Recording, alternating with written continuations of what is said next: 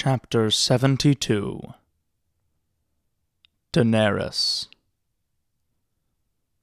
The land was red and dead and parched, and good wood was hard to come by. Her foragers returned with gnarled cottonwoods, purple brush, sheaves of brown grass. They took the two straightest trees, hacked the limbs and branches from them, skinned off their bark, and split them, laying the logs in a square. Its center they filled with straw, brush, bark shavings, and bundles of dry grass. Racharo chose a stallion from the small herd that remained to them. He was not the equal of Khal Drogo's Red, but few horses were. In the center of the square, Aggo fed him a withered apple, and dropped him in an instant with an axe blow between the eyes. Bound hand and foot, Miri Mazdur watched from the dust with disquiet in her black eyes. "It is not enough to kill a horse," she told Dany. "By itself, the blood is nothing. You do not have the words to make a spell, nor the wisdom to find them. Do you think blood magic is a game for children? You call me Magi as if it were a curse, but all it means is wise.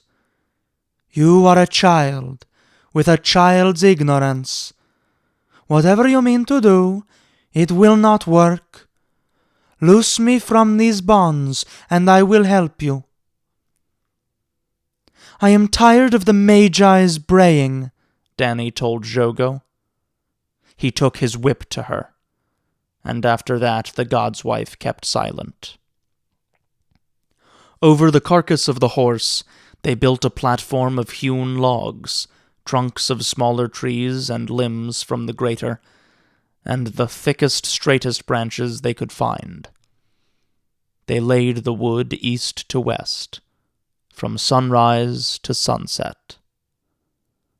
On the platform they piled Khal Drogo's treasures, his great tent, his painted vests, his saddles and harness, the whip his father had given him when he came to manhood, the arach he had used to slay Khal Ogo and his son, a mighty dragon-bone bow.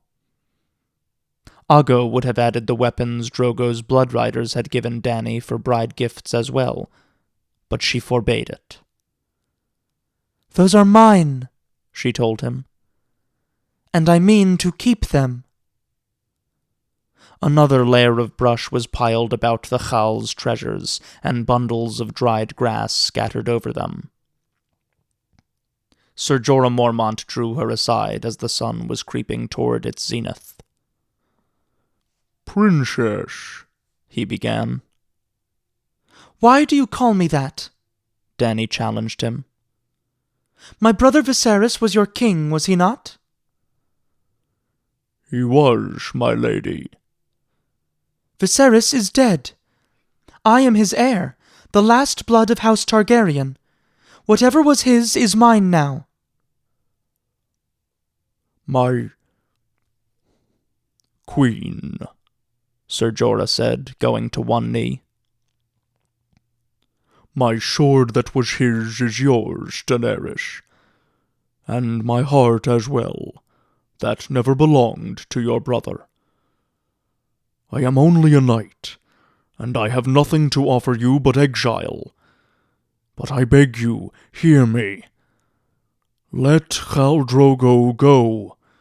You shall not be alone.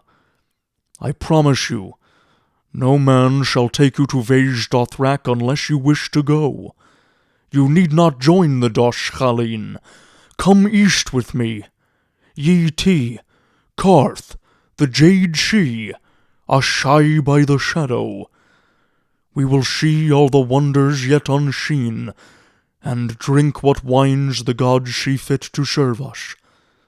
Please, Khaleesi, I know what you intend.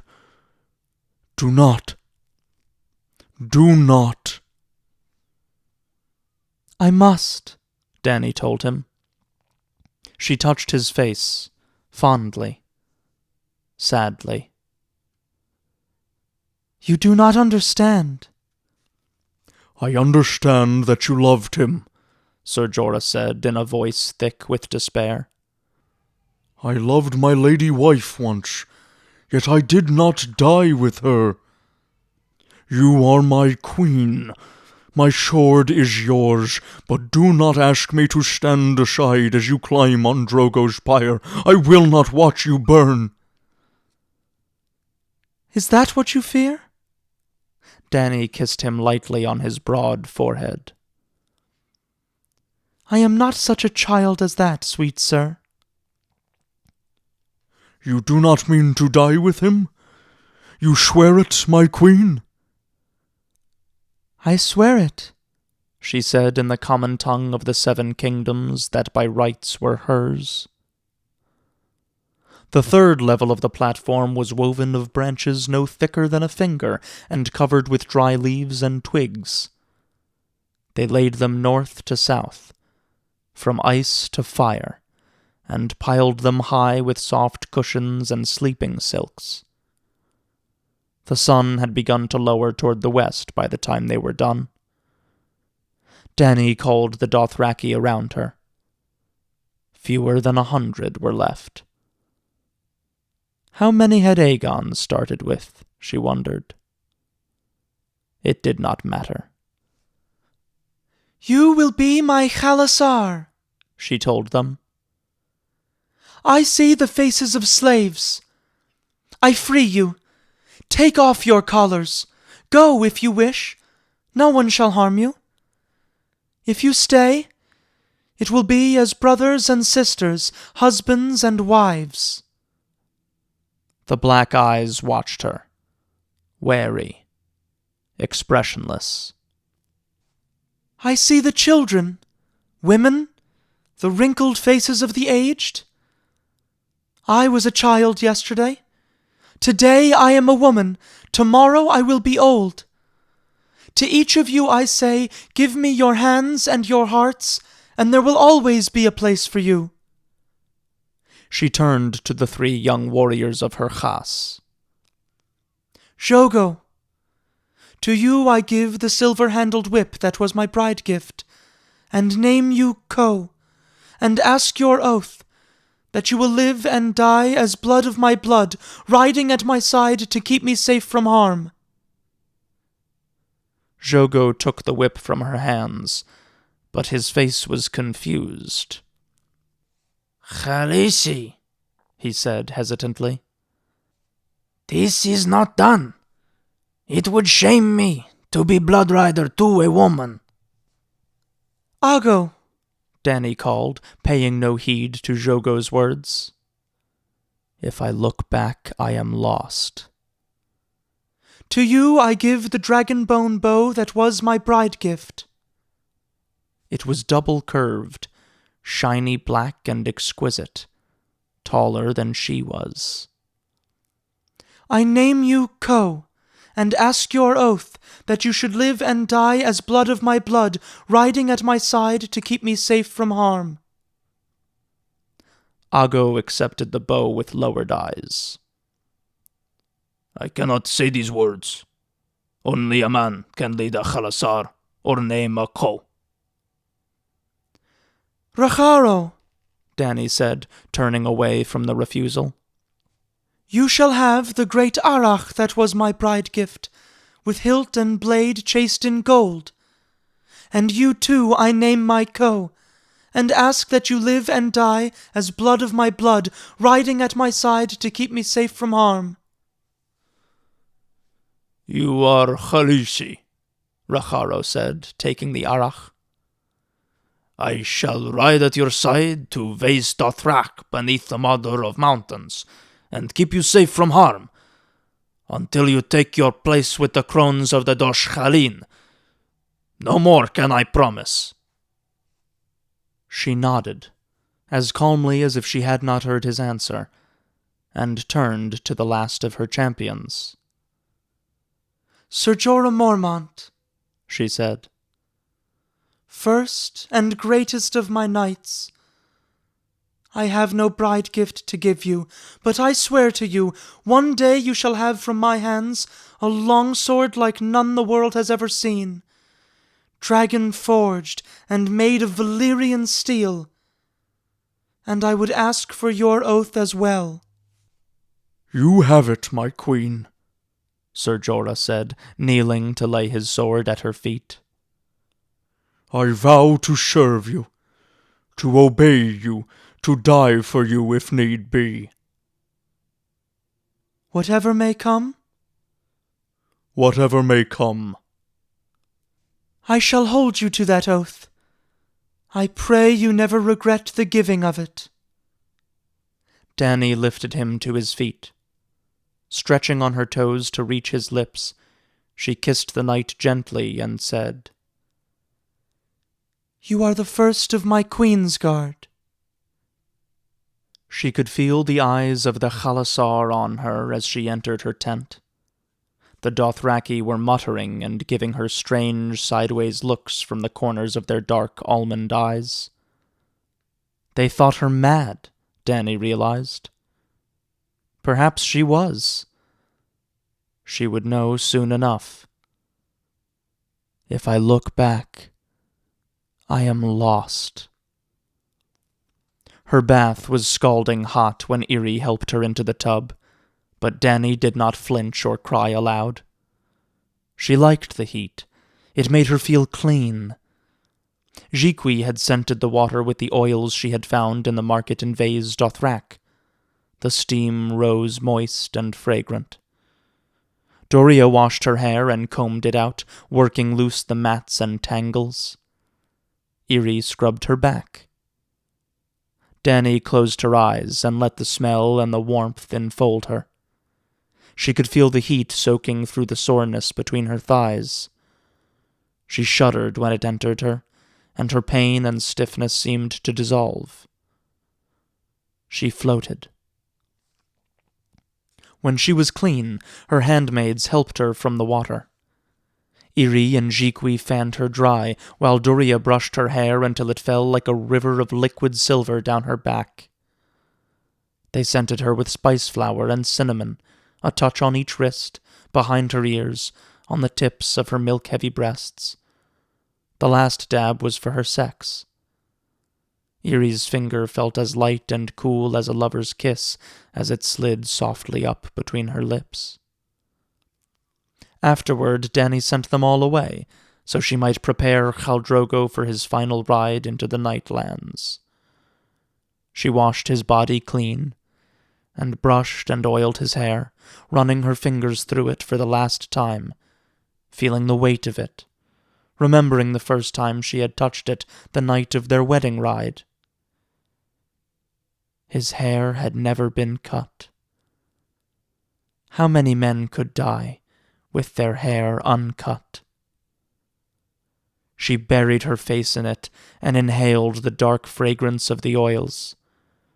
He smelled like grass and warm earth, like smoke and semen and horses. He smelled like Drogo. "Forgive me, son of my life," she thought. "Forgive me for all I have done, and all I must do. I paid the price, my star, but it was too high. Too high." Dany braided his hair and slid the silver rings onto his mustache and hung his bells one by one. So many bells, gold and silver and bronze. Bells so his enemies would hear him coming and grow weak with fear. She dressed him in horsehair leggings and high boots, buckling a belt heavy with gold and silver medallions about his waist. Over his scarred chest she slipped a painted vest, old and faded, the one Drogo had loved best. For herself she chose loose sand-silk trousers, sandals that laced halfway up her legs, and a vest like Drogo's. The sun was going down when she called them back to carry his body to the pyre. The Dothraki watched in silence as Jogo and Ago bore him from the tent. Dany walked behind them. They laid him down on his cushions and silks, his head toward the Mother of Mountains far to the northeast. "Oil," she commanded, and they brought forth the jars and poured them over the pyre, soaking the silks and the brush and the bundles of dry grass until the oil trickled from beneath the logs, and the air was rich with fragrance.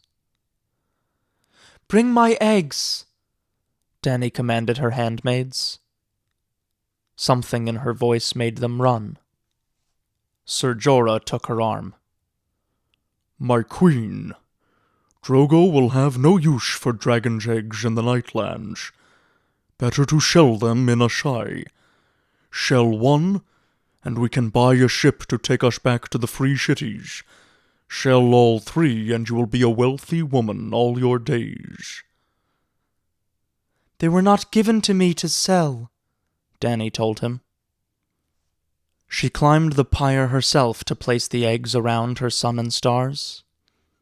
The black beside his heart under his arm, the green beside his head, his braid coiled around it, the cream and gold down between his legs.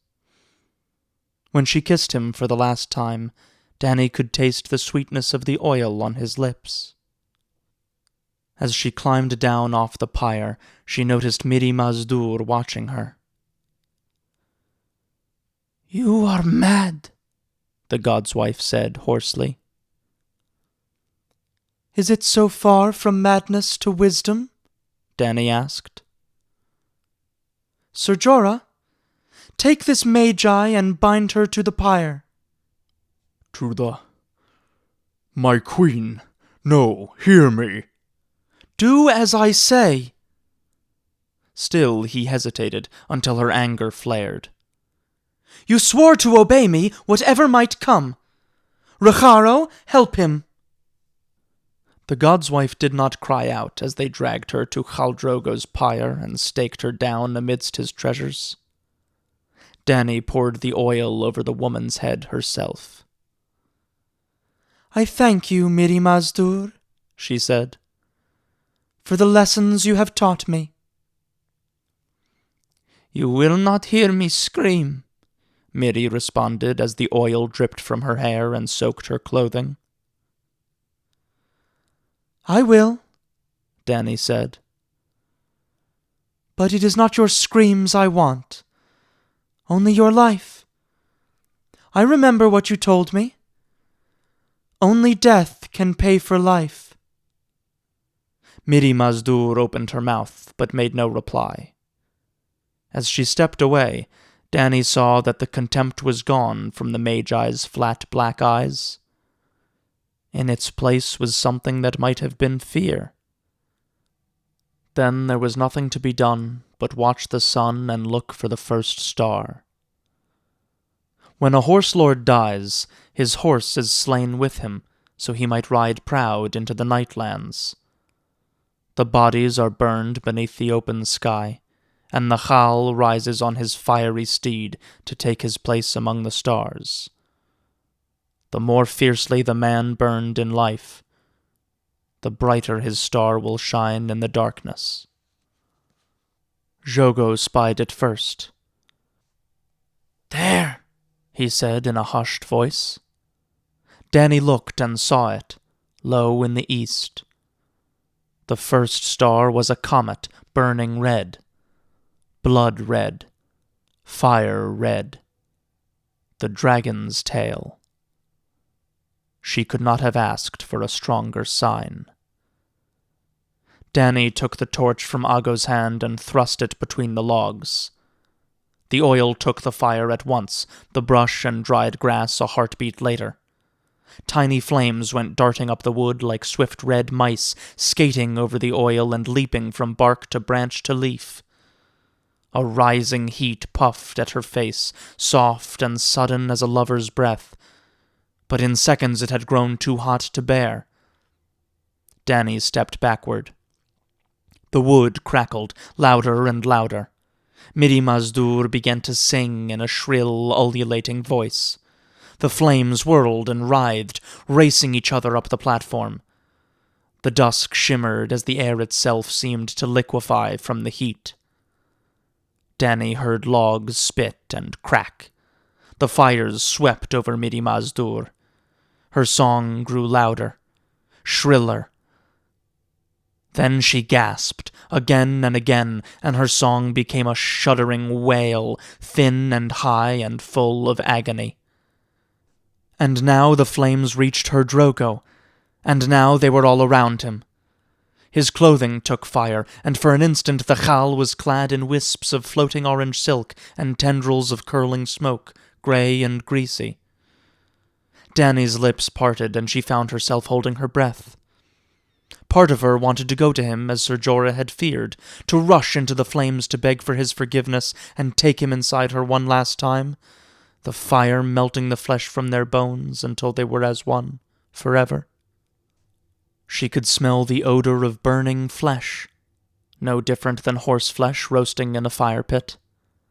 The pyre roared in the deepening dusk like some great beast, drowning out the fainter sound of Midi Mazdur's screaming and sending up long tongues of flame to lick at the belly of the night. As the smoke grew thicker, the Dothraki backed away, coughing. Huge orange gouts of fire unfurled their banners in that hellish wind, the logs hissing and cracking, glowing cinders rising on the smoke to float away into the dark like so many newborn fireflies. The heat beat at the air with great red wings, driving the Dothraki back, driving off even Mormont. But Dany stood her ground. She was the blood of the dragon, and the fire was in her. She had sensed the truth of it long ago, Dany thought as she took a step closer to the conflagration. But the brazier had not been hot enough. The flames writhed before her like the women who had danced at her wedding, whirling and singing and spinning their yellow and orange and crimson veils, fearsome to behold, yet lovely. So lovely, alive with heat. Dany opened her arms to them, her skin flushed and glowing. This is a wedding too, she thought. Miri Mazdur had fallen silent. The god's wife thought her a child. But children grow, and children learn. Another step, and Dany could feel the heat of the sand on the soles of her feet, even through her sandals. Sweat ran down her thighs and between her breasts, and in rivulets over her cheeks where tears had once run. Ser Jorah was shouting behind her, but he did not matter any more, only the fire mattered. The flames were so beautiful, the loveliest things she had ever seen, each one a sorcerer robed in yellow and orange and scarlet, swirling long, smoky cloaks. She saw crimson fire lions, and great yellow serpents, and unicorns made of pale blue flame. She saw fish, and foxes, and monsters, wolves, and bright birds, and flowering trees, each more beautiful than the last. She saw a horse, a great grey stallion limbed in smoke, its flowing mane a nimbus of blue flame. Yes, my love, my sun and stars, yes, mount now. Ride now. Her vest had begun to smolder, so Dany shrugged it off and let it fall to the ground. The painted leather burst into sudden flame as she skipped closer to the fire, her breasts bare to the blaze, streams of milk flowing from her red and swollen nipples. Now, she thought. Now! And for an instant she glimpsed Khal Drogo before her, mounted on his smoky stallion, a flaming lash in his hand. He smiled, and the whip snaked down at the pyre, hissing. She heard a crack, the sound of shattering stone. The platform of wood and brush and grass began to shift and collapse in upon itself. Bits of burning wood slid down at her, and Dany was showered with ash and cinders. And something else came crashing down, bouncing and rolling to land at her feet. A chunk of curved rock, pale and veined with gold, broken and smoking. The roaring filled the world, yet dimly through the fire hall Dany heard women shriek and children cry out in wonder. Only death can pay for life. And there came a second crack, loud and sharp as thunder, and the smoke stirred and whirled around her, and the pyre shifted, the logs exploding as the fire touched their secret hearts. She heard the screams of frightened horses, and the voices of the Dothraki raised in shouts of fear and terror, and Ser Jorah calling her name and cursing. "No," she wanted to shout at him. "No, my good knight, do not fear for me. The fire is mine. I am Daenerys Stormborn, daughter of dragons, bride of dragons, mother of dragons. Don't you see? Don't you see?" With a belch of flame and smoke that reached 30 feet into the sky, the pyre collapsed and came down around her. Unafraid, Dany stepped forward into the firestorm, calling to her children. The third crack was as loud and sharp as the breaking of the world. When the fire died at last, and the ground became cool enough to walk upon, Ser Jorah Mormont found her amidst the ashes, surrounded by blackened logs and bits of glowing ember, and the burnt bones of man and woman and stallion. She was naked, covered with soot, her clothes turned to ash, her beautiful hair all crisped away. Yet she was unhurt. The cream and gold dragon was suckling at her left breast, the green and bronze at the right. Her arms cradled them close. The black and scarlet beast was draped across her shoulders, its long, sinuous neck coiled under her chin. When it saw Jorah, it raised its head and looked at him with eyes as red as coals. Wordless, the knight fell to his knees. The men of her khas came up behind him. Jogo was the first to lay his arach at her feet. "Blood of my blood," he murmured, pushing his face to the smoking earth. "Blood of my blood," she heard Aggo echo. "Blood of my blood," Racharo shouted. And after them came her handmaids, and then the others, all the Dothraki, men and women and children, and Dany had only to look at their eyes to know that they were hers now, today and tomorrow and forever, hers as they had never been Drogo's. As Daenerys Targaryen rose to her feet, her black hissed, pale smoke venting from its mouth and nostrils. The other two pulled away from her breasts and added their voices to the call, translucent wings unfolding and stirring the air. And for the first time in hundreds of years, the night came alive with the music of dragons.